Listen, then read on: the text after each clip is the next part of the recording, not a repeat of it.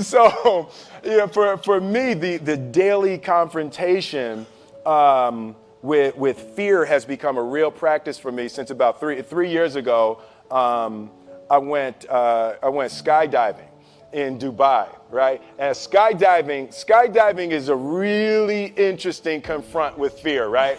So I gotta stand up. I'm sorry, I gotta stand up. All right. So all your friends, what happens? You go out. I dropped my thing. Yeah. So what happens is you go out the night before and you take a drink with your friends, and somebody says, "Yeah, we should go skydiving tomorrow."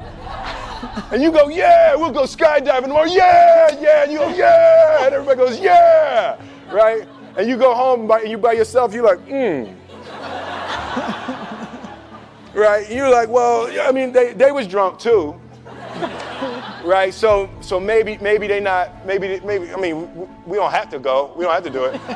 So then that night you're laying in your bed and you just keep, and you're terrified. You keep imagining over and over again jumping out of an airplane, and you can't figure out why you would do that, right? And you're laying there and you have the worst night's sleep of your life, but you still have the hope that your friends were drunk, right? So you wake up the next day and you go, down and you say where you were going to meet and everybody's there. You're like, oh, shit. All right, cool.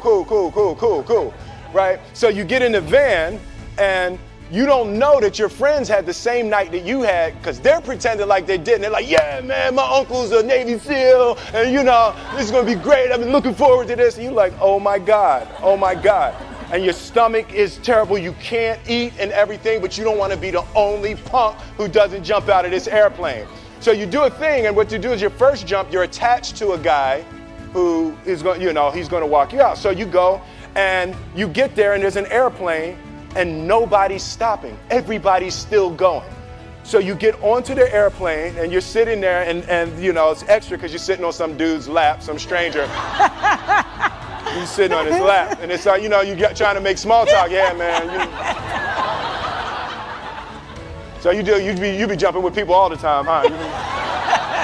So everything's normal. So you fly and you go up to 14,000 feet and you notice there's a light. It's red and it's yellow and green, right? So right now the light's red. So then you start thinking at some point the light's going to go green, but you don't know what's going to happen, right? And you wait and it goes yellow and the light goes green and somebody opens the door, and in that moment you realize you've never been in a freaking airplane with the door open. Terror, right? So you go, and then, if you were smart, you sat in the back so you don't go first, right? And then people start going out of the airplane.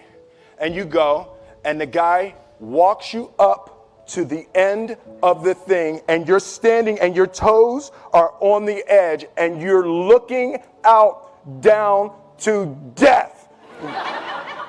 And they say, on 3. And they say, 1, 2. And he pushes you on 2 because people grab on 3. Right? Right? And you go, and you fall out of the airplane. And in 1 second, you realize that it's the most blissful experience of your life. You're flying, right? It doesn't feel like falling, right? It's like you actually are kind of held a little bit by the wind, and then you start falling, and there's zero fear. You realize that the point of maximum danger is the point of minimum fear. It's bliss. It's bliss. And you're flying.